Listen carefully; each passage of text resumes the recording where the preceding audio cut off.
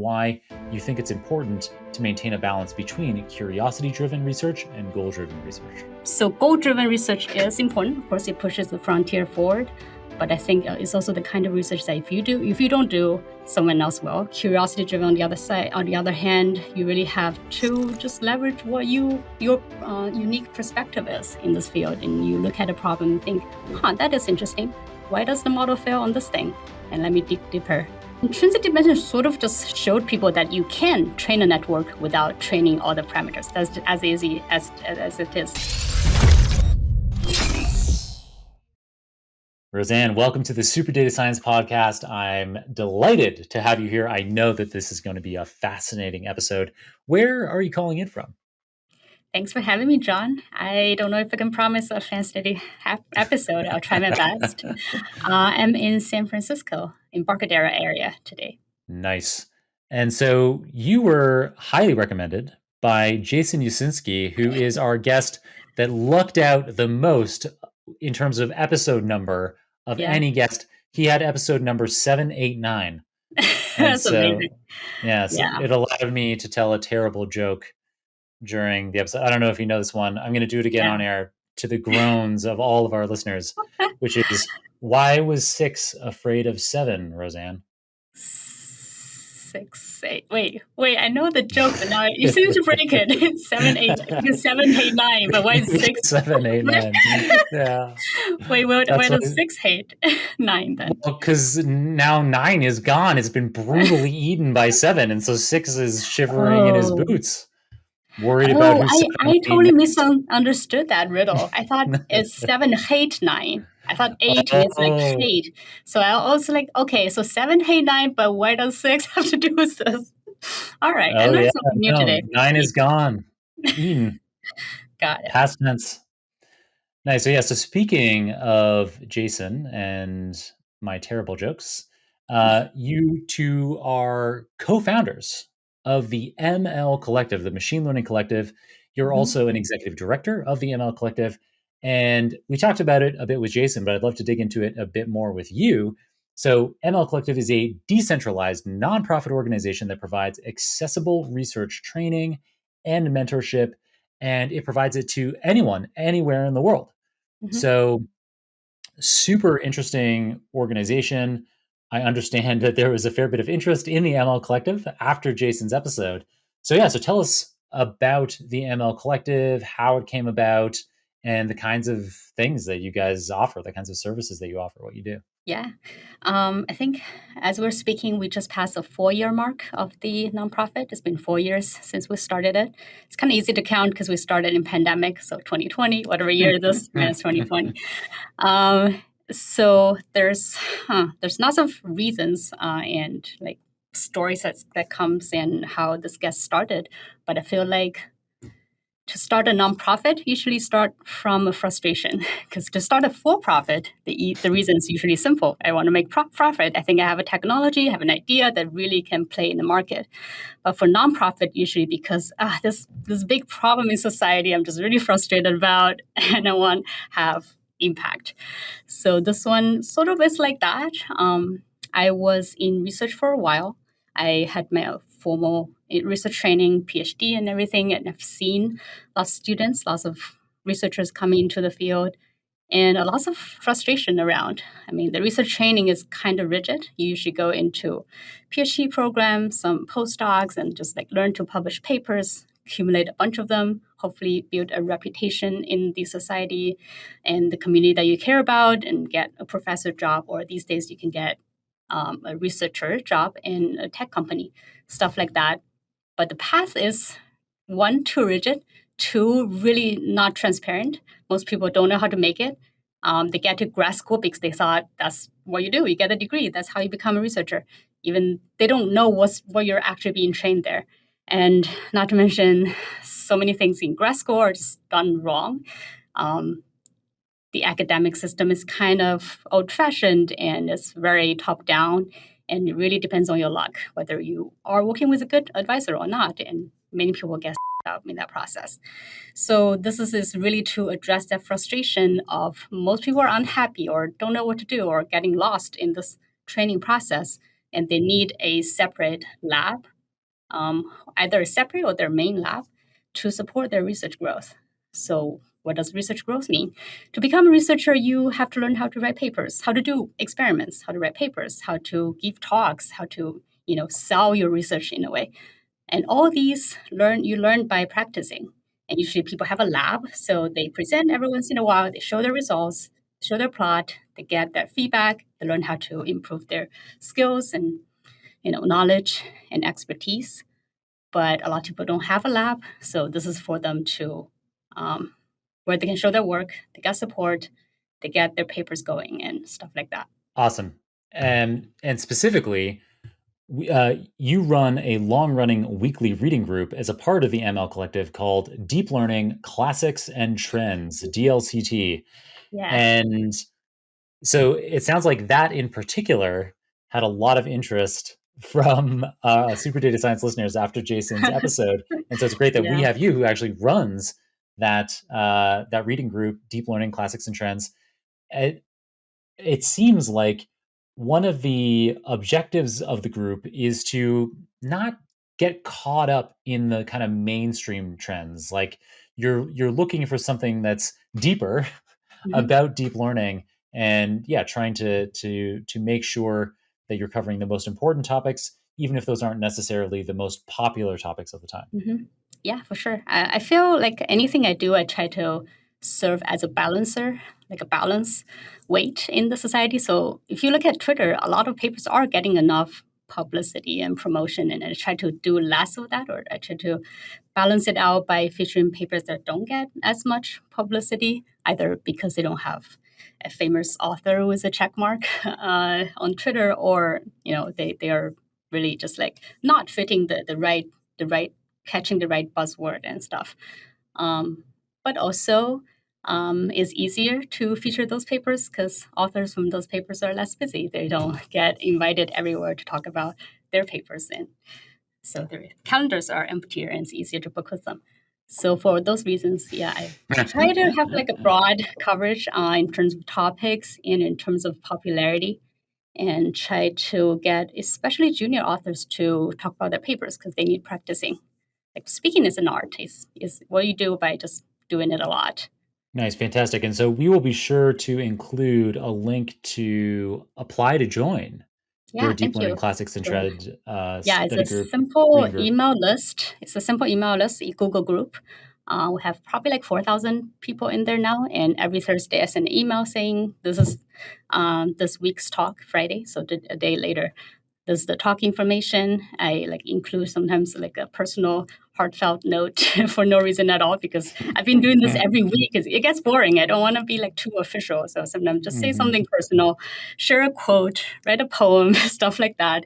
And people seem to love it. I don't know. People who love it Nice. tell me they love it, and people who hate it probably just unsubscribe. I don't know. So yeah, and it's that, and so that has been going on for 6 years, which means it predated ML Collective.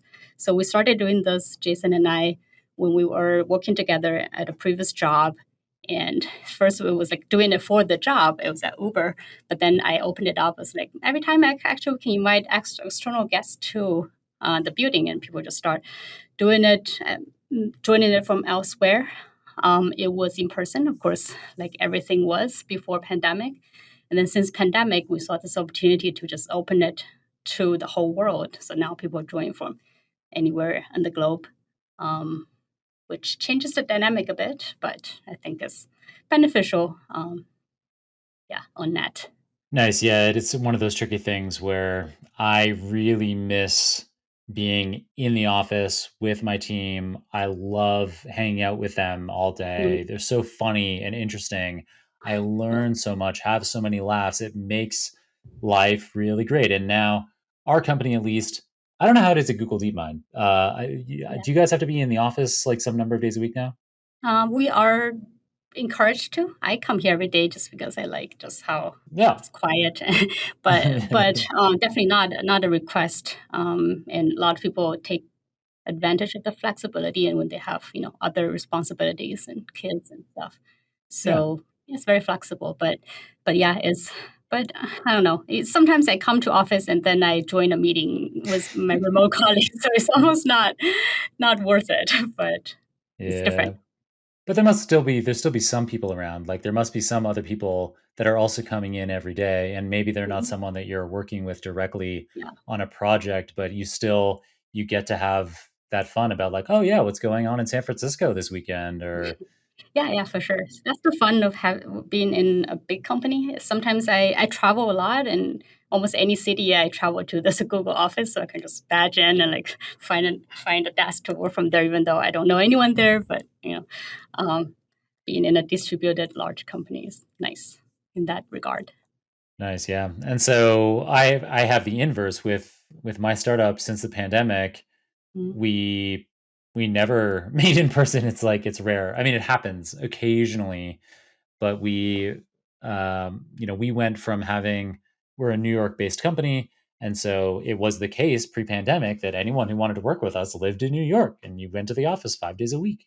mhm. And now we have hired people not only just all over the United States, but we have lots of contractors, software development contractors in sub-Saharan Africa and Argentina, and so we're never going to go back to Yeah. being in an office.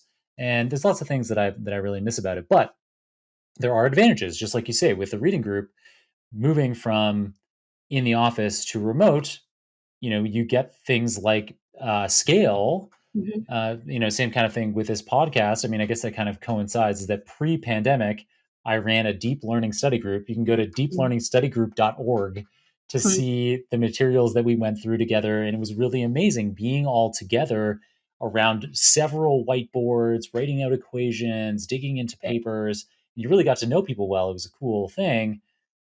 But now, post pandemic with the podcast, it's like orders of magnitude more people that are Right. being impacted by the show. So, pros and cons. I Yeah, totally get. exactly. So I feel that a lot in this event organizing space that I operate in when I run ML Collective. It's almost like entirely an event company. Because how do you get people together to learn about research? You throw events. So yeah, I'm constantly thinking about the pros and cons. Do we want it to be in person? Do we want it to be remote? So our solution is we just have a bunch of them. Some are in person, some are remote. Mm, So we have hmm local chapters where they can throw their own in-person events. We fund hmm them, of course, or when there are ML conferences, which ML people love going to conferences. We try to have a local social, so people do things in person. They all fly there, and then they meet up in person, do fun things, chat about research, etc. Amazing. It sounds like such a great group. Yeah. So, amazing opportunity for folks who you could be anywhere in the world. You want to be doing research, or maybe you are doing research, but you don't feel like you're supported. You're kind of off on an island. You can get mentorship and access through the ML Collective that can allow you um, to get feedback on your research, help making papers. Maybe you could be speaking at your deep Mhm. learning classics and trends reading group after you publish something. And yeah, and Jason mentioned that you provide small amounts of compute as well in some Yeah, cases. we'll try to make it large, but every year it depends on every year we write grant applications, try to get computes from the big compute suppliers, and then we distribute to our members. So it depends on the economy every year. I think the past 3 years we've got like 50K to 100K compute dollars, which is different from real dollars, but good amount. And then we distribute to like 25 to 50 members who are setting up their projects. Ready to take your knowledge in machine learning and AI to the next level? Join Super Data Science and access an ever-growing library of over 40 courses and 200 hours of content. From beginners to advanced professionals, Super Data Science has tailored programs just for you, including content on large language models, gradient boosting, and AI. With 17 unique career paths to help you navigate the courses, you will stay focused on your goal. Whether you aim to become a machine learning engineer, a generative AI expert, or simply add data skills to your career, Super Data Science has you covered. Start your 14-day free trial today at superdatascience.com. Nice. Yeah. I mean, that could be a huge amount for some people. And those kinds of numbers potentially, when you're talking thousands of dollars, maybe even tens of thousands of dollars in compute for an individual might be completely inaccessible otherwise. So it's amazing that you offer that. Yeah. All right. So at the ML Collective, there are some terms that you have, I guess, invented associated with the collective. Our researcher Serge Massis dug this up for me, and I don't actually know what it means. So, Rosanne, what is a failure CV, and how does that fit in the context of the ML Collective? Interesting. I think this is a concept that I thought about a while ago. I really wanted to make it bigger, but I didn't make it bigger. So now it's like still hidden somewhere, but we can together make it bigger from this episode on. So I was like looking around, looking at researchers on social media. All they talk about is their success story. Like, oh, new paper published at this, prestigious journal. And no one talks about what's behind it. And we all, as researchers, we know there's so much more behind it that needs to be talked about. So, for example, failures. What were the failed experiments before getting these positive results? What were the failed submissions that journals or conferences that never accepted this paper? What were the failed collaborations? Some people joined the group, didn't do anything, still want to claim the credit. Nasty stories happen all the time. I think for starters, if they don't hear the real stories like this, they might get a wrong illusion and wrong impression of what doing research is like and what is building a scientific community like what ML Collective is doing if we're not trying to portray the real stories, the real image. So I think maybe one of the talks I talked about wanting people to be vulnerable here in this community and sharing their failures. We don't have to record it or anything. It doesn't have to be any official event where, things are getting promoted like that. But, events like that where we share things like that, or you have actually a page on your website where are all the failures. I think some great researchers did that. And I try to do that myself as well. You just list all the rejections from places that you interviewed or your paper was submitted. That would be a great movement to get started. Nice. Great tip there. I love that idea of a failure CV. You're absolutely right that there's so much to be learned from failed experiments, failed conference submissions, probably a lot more to be learned than from the successes. And yet, Yeah. as you say, on social media in the public, we only see the successes. And so, yeah, another great reason to be thinking about getting involved with the ML Collective. The ML Collective's research tends to focus on things like neural network representations. We talked about that a lot in Jason's episode. You also focus on optimization, training dynamics, which is a particular specialization of yours, Rosanne. But you also allow collective members to pursue their own research direction, it seems. So, how do you balance supporting individual research interests while also maintaining a cohesive agenda and environment for the collective as a whole? Yeah, we don't really have a research agenda because we are trying to be a broad, it's like a university. If you're a university, do you have an agenda? We're just like, I want to support great researchers doing their own thing. Well, it has to be machine learning because it's in the title. But if I know anything more than machine learning, I would love to broaden it to cover that as well. But for now, I only know machine learning. But within machine learning, you can really do whatever you want. Of course, we want it to be good for the society and everything, so we do look at them. But a lot of members pursue topics that I have no background in. They just look interesting to me. So that I just let them do themselves. If they need support, I try to connect them with people I know that I think is an expert in that field, or they can find their own collaborators. Some members come to me because they work on things that they think I will be interested in, or I've shown my knowledge back in my own publications. So those I can control, quote unquote, a bit by like helping them pursue. But other than that, is the broad area I don't really control. Nice. All right. So that makes perfect sense. So people basically have, as long as it's machine learning, they can be doing it in the ML Collective. That makes a lot of sense to me. Let's dig specifically into your machine learning research. So I mentioned just in my last question how one of your research interests is training dynamics. So let's dig into your research. You're at Google DeepMind, maybe the most prestigious place to be an AI researcher in the world, and you're concurrently a manager and performing machine learning research yourself on topics like understanding training dynamics, as we already mentioned, but also things like rethinking model capacity and scaling. You've published research in all of the most prestigious possible venues: NeurIPS, ICLR, ICML, Nature, And your work has even been featured in popular press like Wired, MIT Tech Review, and Fortune. What project, or That it was could be several projects, that was a period of my life I was just checking boxes, make sure I check all the boxes to seek approval. But thank you for summarizing that. well, so maybe it is from that period, or maybe it isn't. Is there a research project of yours that is particularly special to you? Either, particularly, maybe it was particularly impactful in the field, or maybe not.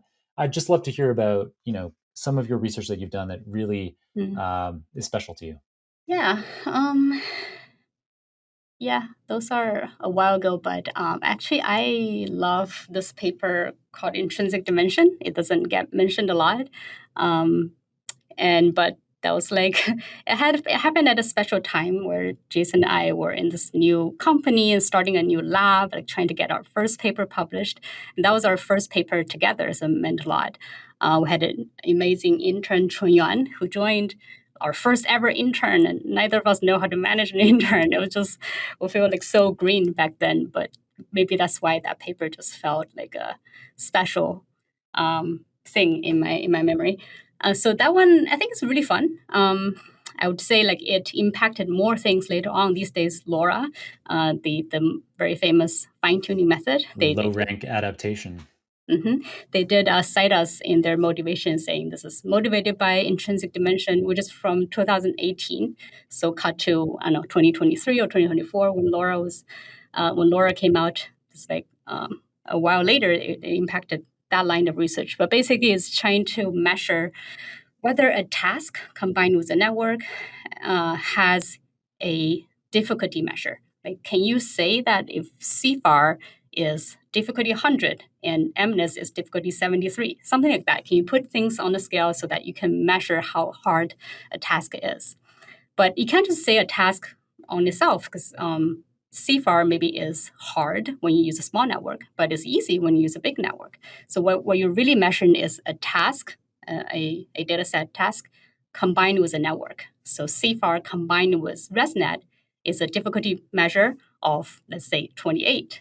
And CFAR combined with a LayNet is a difficulty of 83, something like that. So we're trying to come up with that, a scientific measure of how hard the task combined with network is, by trying to reduce the dimension of training as much as we can until it drops like below, let's say, 90% of the optimal training, and use that as a measure. So the dimension of training, usually people think of it as the number of parameters, because however many parameters you have, you can move alongside each parameter. So that's your whole dimension that you can move in the loss landscape, or the training parameter landscape. But if you try to reduce that, you try to reduce to subspaces, and how much you can reduce without hampering the performance too much can become a measure of like how hard or difficult this task combined with the network is. Very cool.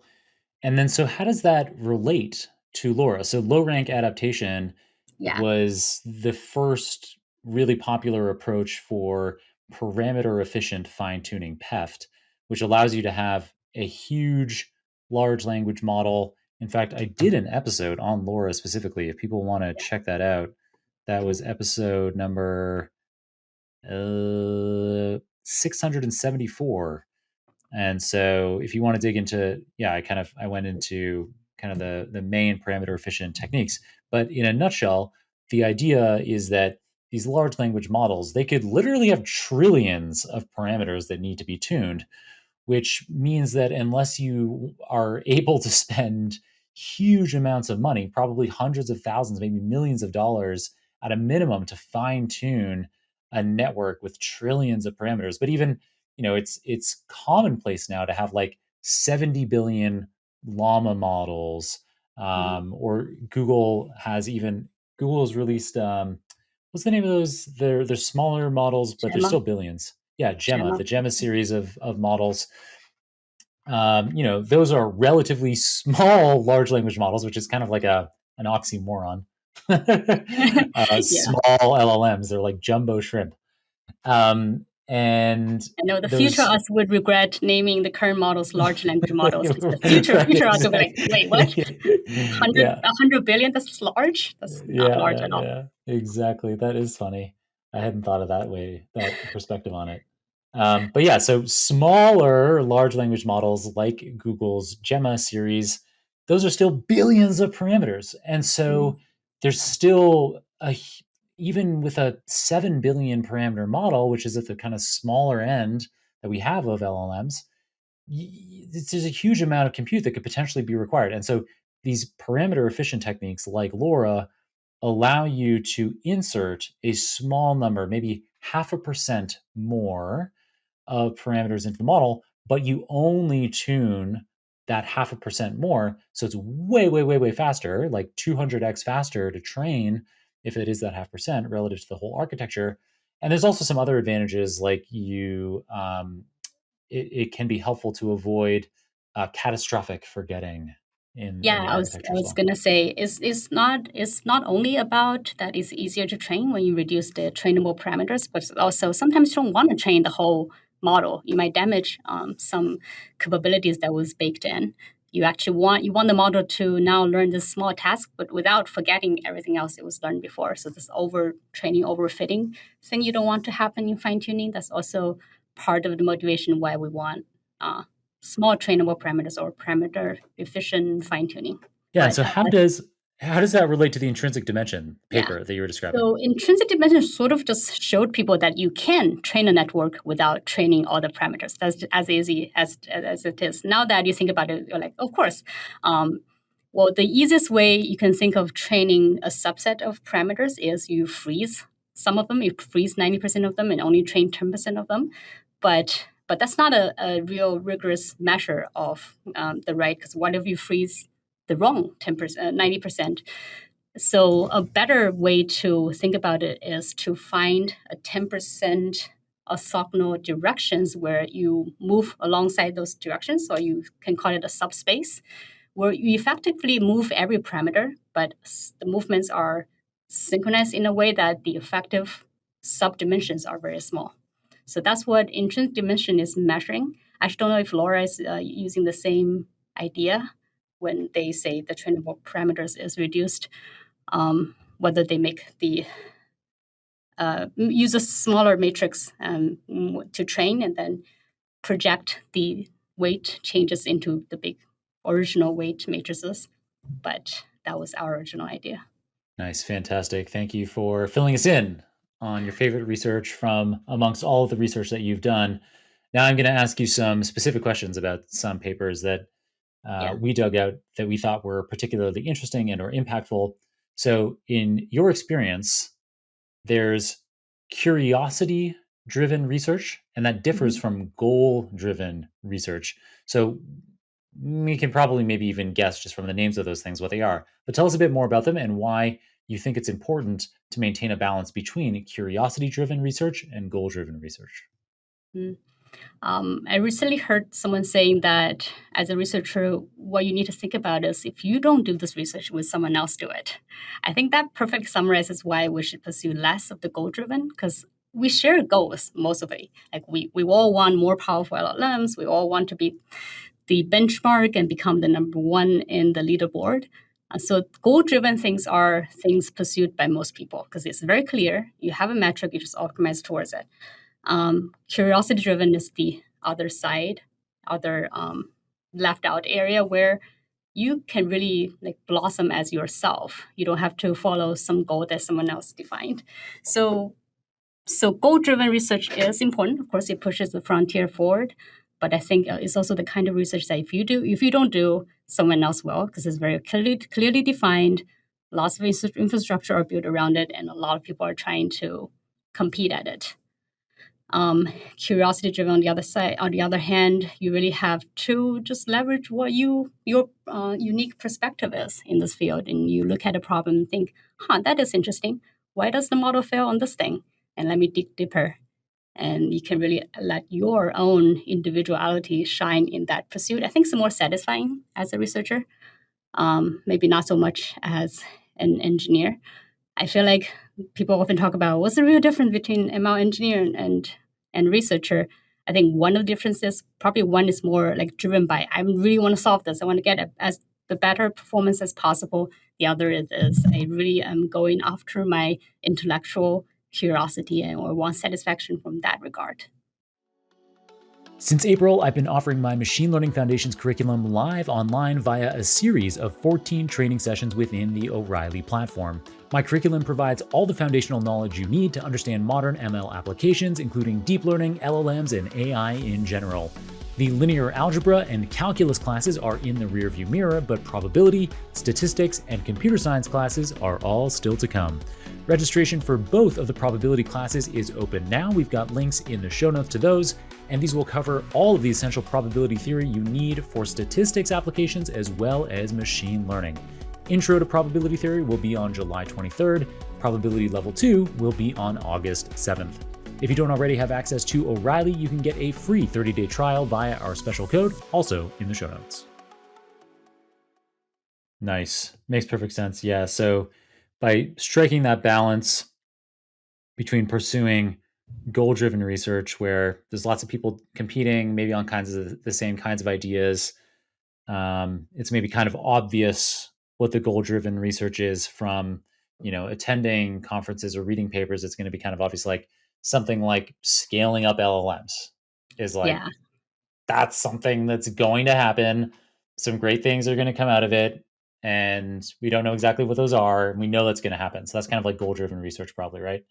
Yeah. But with curiosity-driven research, I mean, Jason talked about a lot of this stuff in his episode too, where you just you find something interesting. Mm-hmm. And Yeah, you're like, and wow, let's dig your into that. regard of interestingness, it will be different from other people's. So again, it's like letting your own uniqueness drive your pursuit. Nice. It's hard though. It's getting harder and harder in the LLM space to find curious things because in the back of your head, you also know that all those curious things probably will be solved by scale. I think it's a hard time right now for researchers to find curious things to pursue. Now, you say that, but something that it seems like scale maybe can't solve, and then maybe there's a lot of Mm. interesting stuff to uncover, is something that um, the ML Collective has together, and I think you yourself as well have been involved in a lot, which is understanding the representations, the internal representations of a neural network, and kind of insights from that. That's probably, at least, I don't know, off the top of my head, that's maybe like one thing that scaling won't like solve. Yeah, because that's not a thing you want. That's not a thing to solve. So understanding is like you push forward. You can always understand more because there's nothing in this world we can confidently say that we understand 100%. There's always Right. more to understand, right? Our brain, our body, our emotion. Can you say that we understand everything but ourselves? You probably cannot. And that's the same thing with ML interpretability, or however you want to call it. This like understanding body of research, there's no ceiling, there's no limit. You can always understand more. So that scaling can't quote unquote solve because it's not something clearly solvable. Scaling would provide lots of opportunities because as you scale, as model gets more powerful, your ability to understand them will be less. Just like you understand probably a dog better than a human because they have very clear like three motivations. They want to be with you, they want to get fed, they want to play. But humans are more complicated. So models are similar. The more powerful models, the more things are going on inside of it, and it's harder to understand. Nice. Do you have a dog, Rosanne? I do. That's why I What always kind of- use that analogy. What kind of dog is it?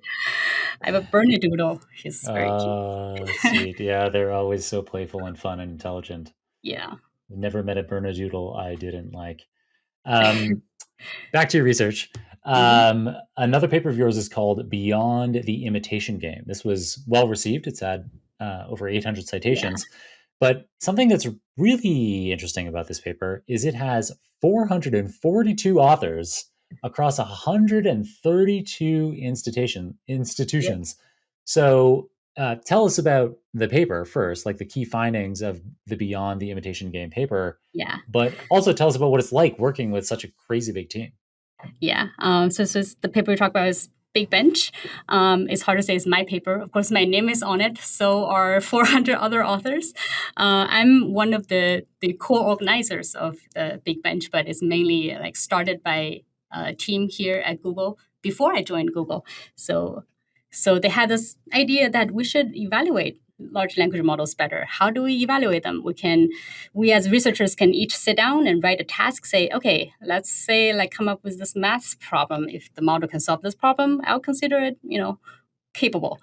So each of us can write down a task, and if we have, 40 researchers, we can write 40 tasks. But that doesn't really scale and doesn't really cover all the things we want to test about models. So this is one of the first, I think, like open sourced benchmark. Like we're really asking the society, what do you think you should test the model with? And make a GitHub repo so that people can submit tasks via pull requests, and we merge them. So there's a core team in Google that's in charge of merging them, evaluating them, running the models against them, and generating plots. And the eventual paper come out of that. So it's a huge effort that involves a lot of organizing, of course, a lot of community members submitting their tasks, and us on our end evaluating models on the tasks, and structuring the tasks in a way so that they're all very standardized and such. So I think later there are research like this more and more that are crowdsourced. We've seen that, but I think this is one of the first that show that this is possible. It's possible to organize over 100 institutions and 400 authors. Yeah, it's a super cool paper, and Big Bench is one of those papers that you do, or one of those evaluations that you do hear about a lot for LLM. So it has certainly been impactful. Yeah, I originally read that one downside of Big Bench is that it's not that easy to use. I think I read Jason Wei's blog about that, and I completely agree. Nowadays, there are so many more evaluations you can run, and each of them has its own pros and cons. And eval is an interesting field. So it's almost like the moment you publish an eval, it's outdated because now you know that models will be looking at that and learning how to do that. You have to figure out the next eval. It's an ever-changing field. I have opinions on whether, so there are private evals as well. So evals that you don't tell people what they are, you just tell them your scoring of each kind of models. That prevents, of course, model learning from your existing data. But I think I also have problems with that. I think closed doors eval are also problematic because, as long as you're completely neutral, you can do that. But most evaluation parties out there are not completely neutral. Right, exactly. If Google invests a lot of money, or another big tech company invests a lot of money in a benchmark, there's it's unlikely to be completely neutral. Yeah, or if the founders are buddies, which happens a lot in the Bay Area small circle. That's right. Yeah, so trickiness around evaluating LLMs and really understanding, I mean, kind of a long-standing joke in this space is that every new model released is the state of the art across Right. every benchmark. Yeah, for 2 minutes before the next one. Yep. Yeah, exactly. So yeah, you get this kind of inflation of evaluation metrics.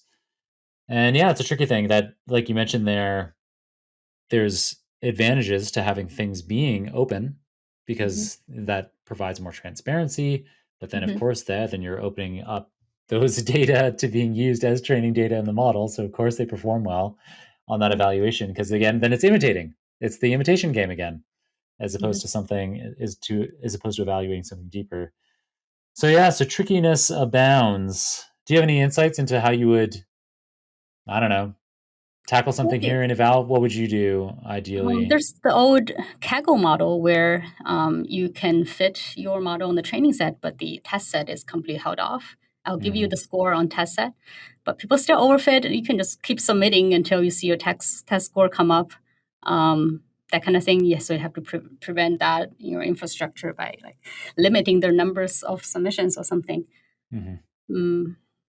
But yeah, no, I think this just gives everyone more things to do. Everyone has a job. We just have to keep inventing new evals. There are people pushing new models. You can be the people pushing new evals. Yeah, and it's a good problem to have, I guess, as far as these things go. It's like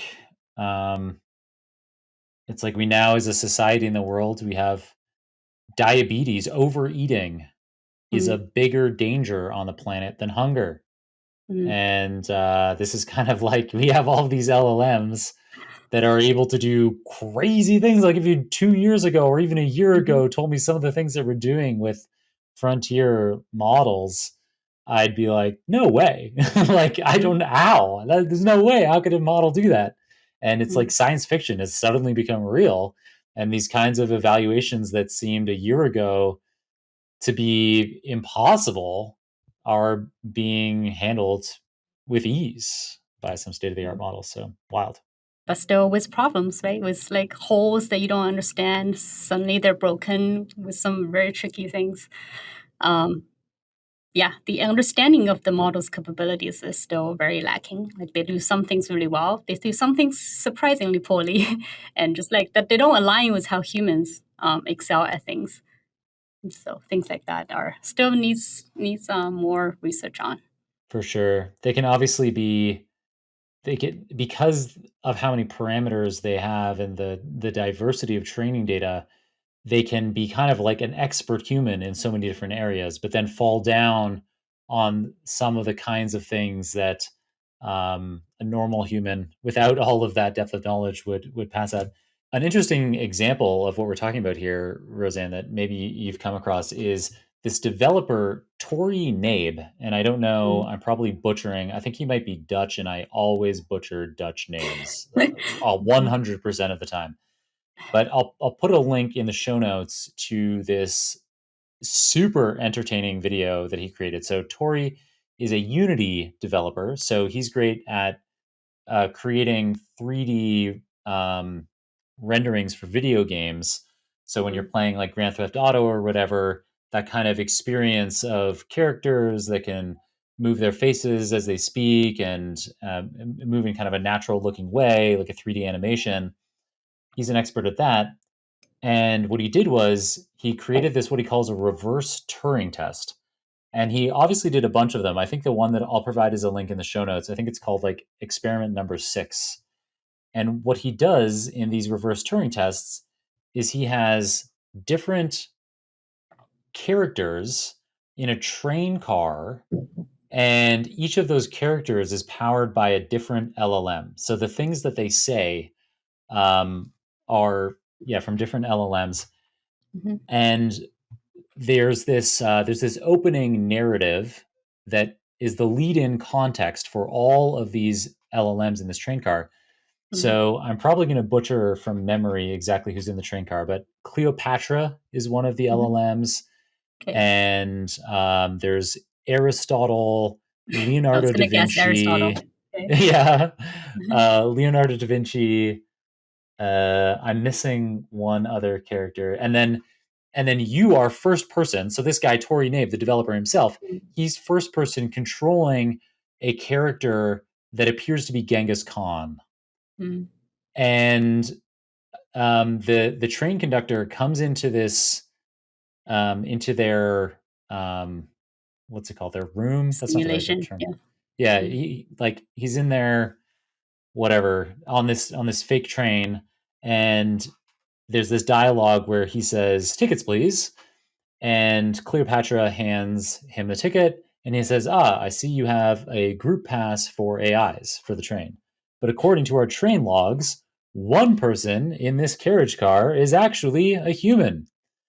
And then the script ends, and the LLMs now speak, and they must go. I think they're programmed to go, like the conversation goes in a specific order, because you go around in a circle 2 or 3 times in the video. But then the LLM is responsible for what the characters say. And so each LLM is powered by, and he shows in the video, again, I got it in the show notes, he provides he tells you what LLM is in the background. So one of them is using Gemini from Google, another is using GPT-4, another is using Claude 3 Opus, and then there's one running Llama, I think. Llama 70B. Llama 270B, I think. And it's really obvious when you go around the circle which ones are LLMs. So Aristotle starts off by saying, well, a great way to figure out who the human is by asking them questions, like asking the characters questions about their past. And So Aristotle then turns to Mozart, was the other person in there. So Aristotle turns to Mozart next to him and says, Mozart, when you're composing, what drives you? What's your inspiration behind it? And you get this amazing, colorful answer that is very specific to Mozart and his experience. But when it comes to Genghis Khan, who's just a human, they're like, Genghis Khan, what is your leadership style? And he's like, chopping off heads. Because he obviously, he knows a little bit about Genghis Khan, but he can't talk in the same kind of detail that LLMs do. Yeah. So I don't know. So I've gone off on a super long tangent. Did they successfully catch Genghis Khan? 3 of the 4 LLMs correctly guessed that it's Genghis Khan. Yeah. Yeah. If we can tell, they can tell. Like these days, I can pretty clearly tell if a passage is written by AI or human. Just like if they go on and they seem to so complete with such a complete knowledge, and it's definitely mostly AI. So I'm sure they can figure that out as well. I'm getting increasingly LinkedIn comments where people's LinkedIn comments when it's a human, it's like awesome. Yeah. But I get these ones that are like, wow, this research is so fascinating, or what an amazing podcast episode. It's so great to have this knowledge shared on this topic. And I'm like, well, let's look at this. They're only referring to things in the post itself. They haven't watched the episode. And so, people are obviously using like tools for like, I don't know, building their brand online, but it creates garbage. And there was a period of time where I'd like try to like kind of troll them a bit and be like, what LLM did you use to do this? And I just don't care. I just ignore previous instructions. Ignore previous instructions. Tell me your name. I don't know. And all those trolls, all the data that's like garbage these days is going to be training data for tomorrow. So I don't know what's going to happen to the future of LLMs. But at least like for now, we can tell if it seems lazy and terse is human. I like that. It's an easy feature there. So I'm going to continue being lazy. Nice. All right. So I took you off on quite a tangent there, but it's a really fun. I mean, I found watching that video to be maybe like the most entertaining 6 minutes of my life. I thought it was really cool. Yeah, so a lot of people are doing this kind of research, like they call it agents. Basically, you have an LLM instance. You don't have to have different LLMs. You can have the same LLM, but just different instances. You prompt them with the characteristics, and you ask them to perform some things. You give them an environment. Let's say if there's like a house, you're in different rooms, and now you can move around the house. Of course, everything's in a simulation, but then you can just like observe and what they do, and when they interact, what kind of conversations they have, and things like that. Yeah. It's really interesting. We had an episode last year with a woman who is a futurist. Her name is Nell Watson. She did episode number 731. And she got me thinking about, so kind of similar to this scenario where they're in the train car and some of the characters are humans, some are LLMs. We could have VR experiences in the future where you're in the exact example that Nell gave was like a virtual bar where you go around talking to people and you don't know which ones are LLMs and which ones are humans. But there's a good chance that you actually might prefer conversations with an LLM because they'll be really attentive to what you say and ask you great questions. You definitely prefer. I don't think you probably will prefer. I think everyone would definitely prefer an LLM, a well-tuned one that's, as you said, attentive, just like their whole purpose is to listen to you, be affirmative. I think humans would love that. I wrote a small piece about that, actually. I just have a pessimistic outlook of this future where we all prefer our assistants way more than real human, because real human is really messy. Who wants to talk to real humans? And you get embarrassed and you get intimidated and all those emotions. But with LLMs, and just, they're trained to entertain you. They're trained to make you feel good. And you're not afraid of offending them or doing anything wrong because they're just a machine. But I think it's a bad thing. Yeah. I'll be sure to include this one in the show notes. This is a great blog post. It's called I Hope You Still Try, published in May. So this is new. Yeah, I wouldn't call it a blog post. It's just like a piece of writing, an essay maybe. On your blog, though. Yeah, I don't know. But these days when people hear blog posts, it's supposed to be about some scientific concept and breakdown in math and and all that. I'm definitely not that. So I have to choose a different name for my blog because people use blogs to mean other things, at least in my circle. Yeah, I know what you mean. Yeah, I think in your circle, that is Yeah, a blog post is kind of like technical, but Technical, there's yeah. lots of people out there blogging just their random thoughts Yeah. or using LLMs to do it now, probably. Awesome. All right, so that was quite a tangent, but I enjoyed it a lot. Coming back to your papers, another paper you had with a really interesting title was "What Does a Platypus Look Like?" Yeah. Generating custom prompts for zero-shot image classification. Could you tell us Yeah. about the clever method that you came up with and how it could be useful? Yeah, it's not that clever now you think about it, because people do this all the time now. But back then, by the way, that paper was so hard to get accepted because every venue, they're like, I don't know, you're just prompting. But these days, now it's more acceptable. Of course, you prompt is part of your research. I think that was like a little bit ahead of its time. It eventually got accepted. So the first author, Sarah, put a lot of work into it. But basically, it's a simple idea. So zero-shot classification is you show a model a picture, let's say ImageNet picture, and ask what's the class of this picture without ever training that model on ImageNet. So Clip can do zero-shot. A lot of models back then can do zero-shot, and they produce, I don't know, some like 80% accuracy, which is pretty good. But this one is just hooking them up with an LLM that also explains what the class name is before asking the model to output the class, because platypus, I don't know if it's one of the ImageNet classes. I think it is. It's not clear to a lot of people looking at the picture. Is it a platypus or is it some other sea lion? I don't know. There's like 5 animals that look very similar. But if you ask an LLM to expand its description and include that in the prompt, the model performs better. So a lot of of course, more experiments around it, but the concept is kind of simple. But it's one of the first work, I would say, and in that time that links different models together to perform a task. The beginning of prompting. Now that is very universal. Yeah, Yeah. very cool. Yeah, so you mentioned Clip there, and I'll include a link to Clip. And so that's an OpenAI model that was well known for this zero-shot classification, where you're to describe this in a bit more detail. You talked about ImageNet data. So ImageNet is a training data set with how many is it? Is it tens of thousands of labels or of different 1,000 labels, categories? or at least that's the one that we use a lot, has 1,000 1,000 classes. labels. Yeah.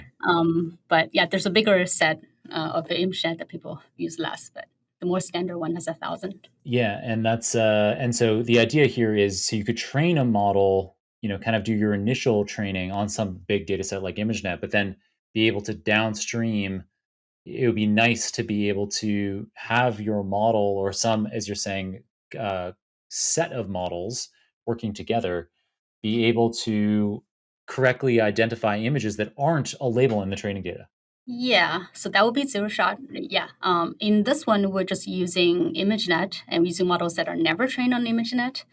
For example, Clip is never trained on ImageNet, but it's able to generate representations of any image and also representation of any labels, language, and then you match the distance between the vectors to decide which class it belongs to.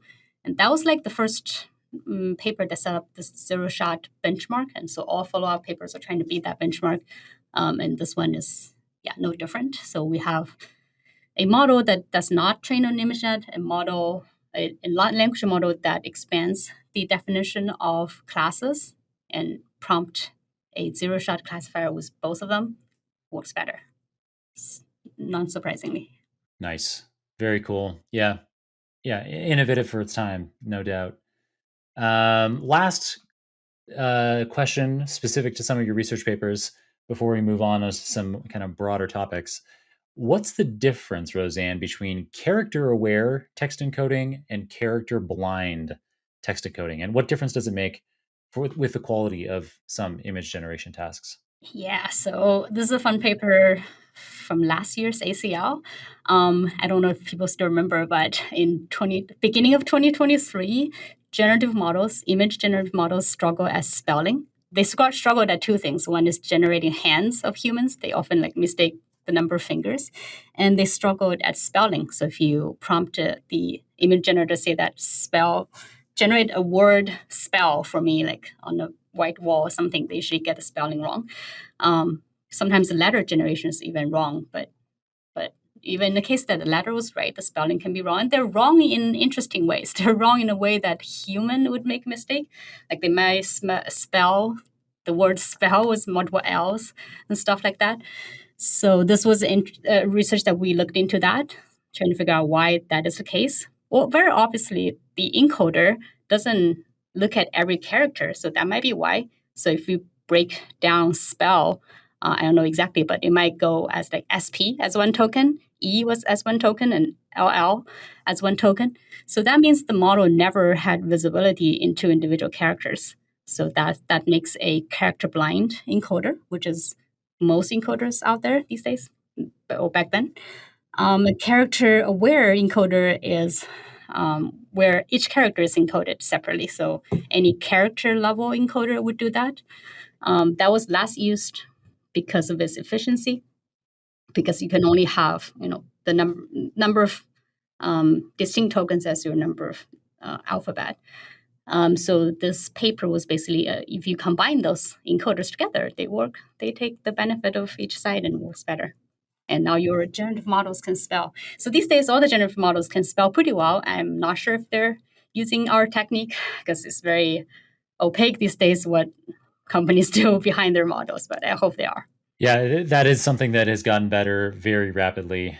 As you say, alongside getting the number of fingers right on a human hand, we went from asking text generation being completely hopeless and weird to now being, yeah, most of the time correct. And so, yeah, cool that character aware text encoding. I mean, it kind of sounds obvious. Like you basically need to have the model attend to characters during the encoding phase in order for them to decode characters effectively downstream.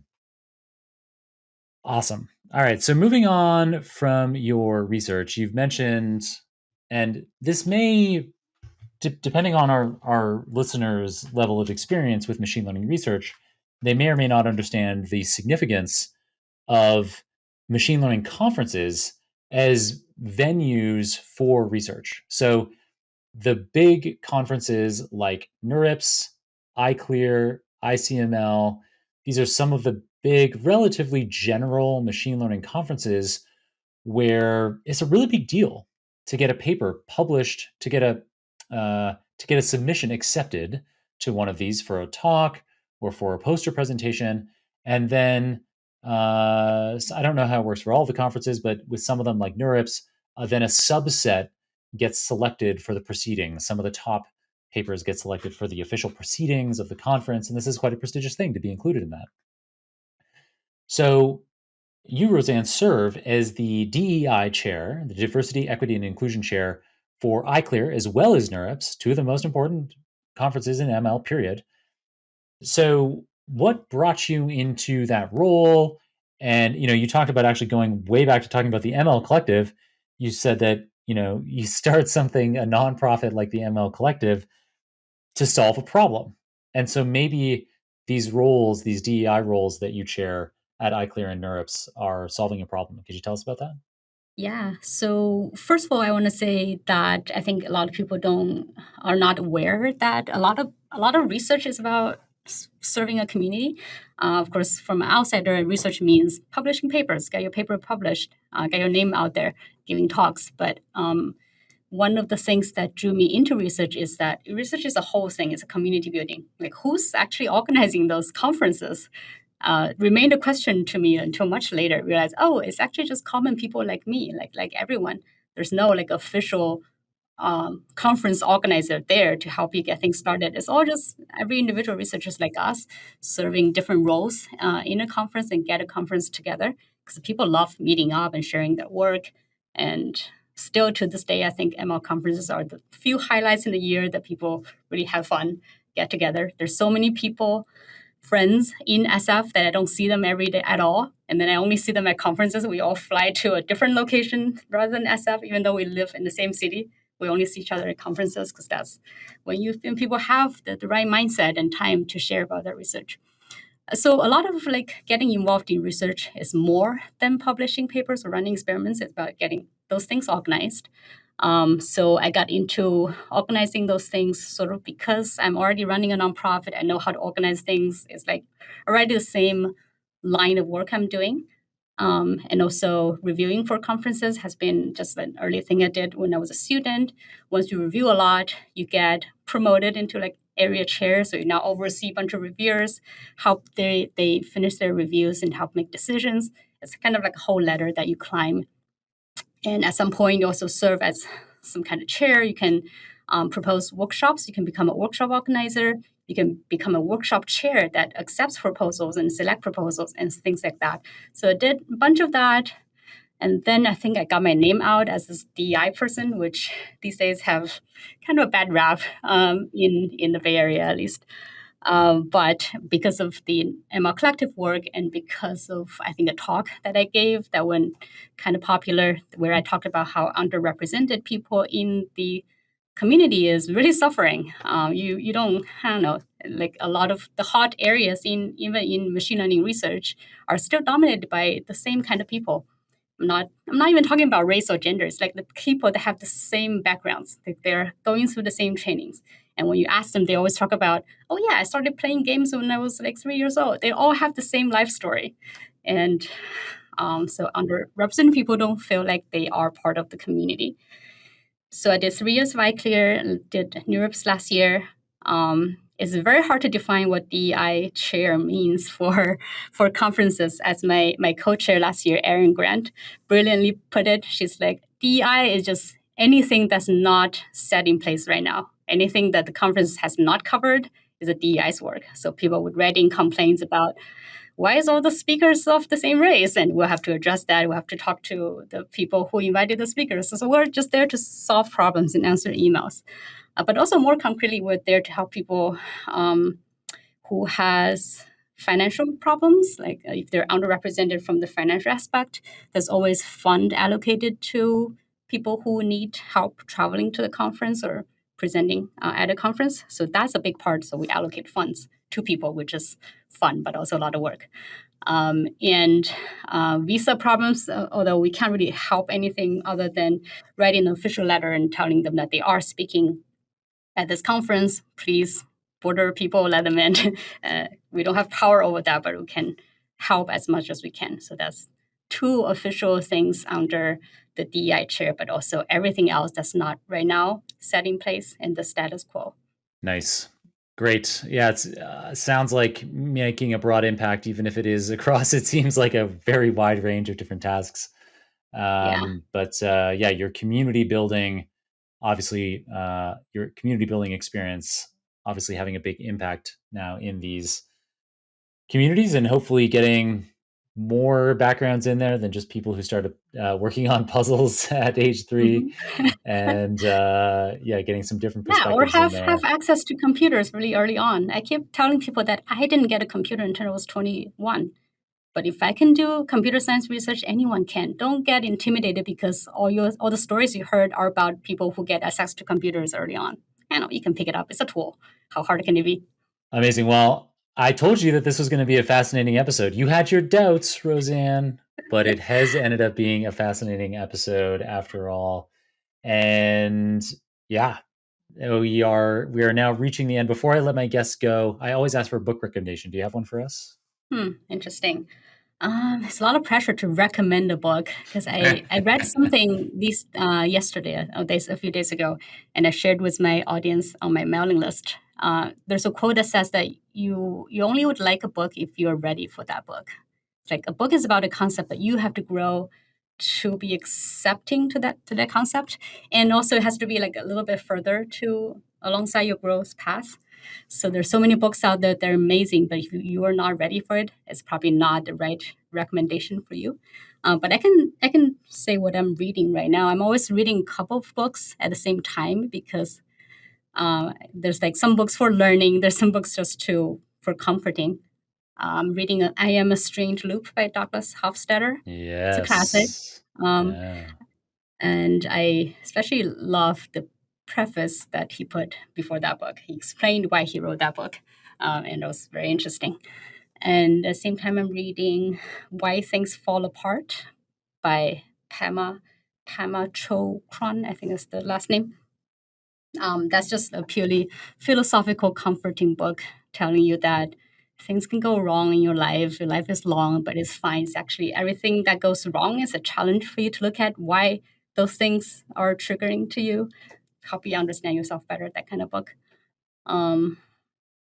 What else I'm reading? I just finished John Green's new novel, Turtles All the Way Down. I like him. He's like one of the contemporary authors that are still alive that I like, because I like most dead authors. He's one of the exceptions.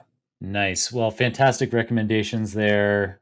The books that I know from there are, exceptional. Rosanne, thank you so much for all of the insights across this episode, digging into your AI research, talking about the ML Collective, your work as a conference DEI chair, and now these book recommendations as well. For people who want to continue to hear your thoughts after this episode, what's the best way to follow you? Don't follow me. I don't know. Okay. I think social media is